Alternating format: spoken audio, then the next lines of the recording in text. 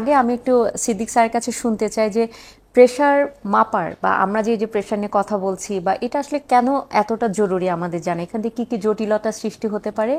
এক আর দ্বিতীয় প্রশ্নটা আমি করতে চাই স্যার আপনাকে, আপনি বলছিলেন যে যাদের ডায়াবেটিস বা অন্য অসুখ রয়েছে তাদের ক্ষেত্রে আমরা প্রেশারটা আরো কমে রাখতে চাই, এটার কারণ কি বা এই রিলেটেড স্যার যদি আমাদের একটু দিক নির্দেশনা দেন।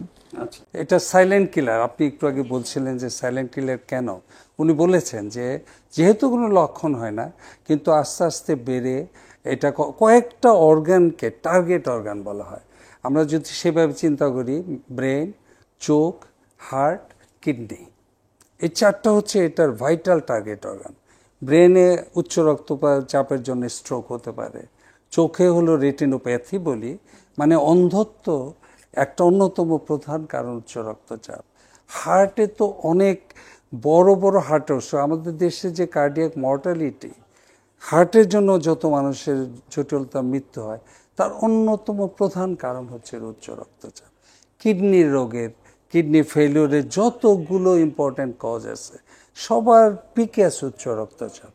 এই কথাগুলো কিন্তু মনির রহমান সাহেব নিজে বলেছেন। আমি আবার এটা এমফেসিস দিচ্ছি যে এই অর্গানগুলোকে সেভ করার জন্যই আমাদেরকে অনেক আগে থেকে রক্তচাপ মাপতে হবে এবং এটাকে নিয়ন্ত্রণে রাখতে হবে। কারণ গবেষণায় দেখা গেছে যারা রক্তচাপকে নিয়ন্ত্রণে রেখেছেন তারা এইসব অসুখে, এইসব কমপ্লিকেশনে একদম ভোগেননি, অনেক বছর তারা সুস্থ জীবনযাপন করেছেন। যারা খামখেয়ালি করেছে, উচ্চ রক্তচাপ কন্ট্রোলে রাখেননি, তারা অল্প বয়স থেকেই তারা বিভিন্ন রোগে ভুগেছেন। এটা হলো একটা দিক। একটা হচ্ছে আপনি বলছিলেন যে একটু এলিভেটেড ব্লাড প্রেশারের ক্ষেত্রে আমরা কোন রোগগুলোকে কনসার্নে নিয়ে আমরা কেন কিভাবে কন্ট্রোল করব।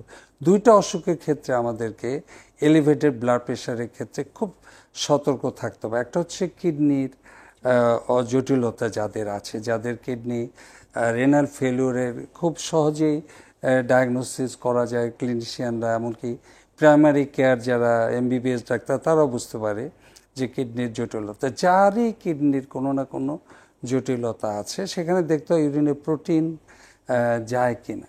যাদের প্রোটিন ইউরিয়া আছে এবং কিডনির জটিলতা আছে তাদের ক্ষেত্রে কিন্তু উচ্চ রক্তচাপের টার্গেট কম, 120-এর নিচের, 120-র নিচে যদি সিস্টোলিক প্রেশার রাখা যায় তাহলে দেখা যায় অনেক বছর ধরে কিডনিকে সেভ রাখা যায়। সেজন্য এলিভেটেড ব্লাড প্রেশার যারা আছে তার ক্ষেত্রেও উচ্চ রক্তচাপের নিয়ন্ত্রণ করতে হবে। শুধু তাই না, কয়েকটা উচ্চ রক্তচাপের মেডিসিন আছে যেগুলো একেবারে কিডনির ফাংশনকে মেনটেন করে অনেক বছর কিডনিকে সুরক্ষা দিয়ে থাকে, সেগুলো দিতে হয়। সিমিলারলি হার্ট ফেলিওরের ক্ষেত্রে, কার্ডিয়াক যাদের ইসকেমিক হার্ট ডিজিজ বা হার্টের ডায়াবেটিস আছে এদের ক্ষেত্রে elevated high blood pressure, elevated প্রেশারটাকে খুব সুন্দর নিয়ন্ত্রণ রেখে ওই অসুখগুলোকে অনেক বছর ধরে কন্ট্রোল করা যায়।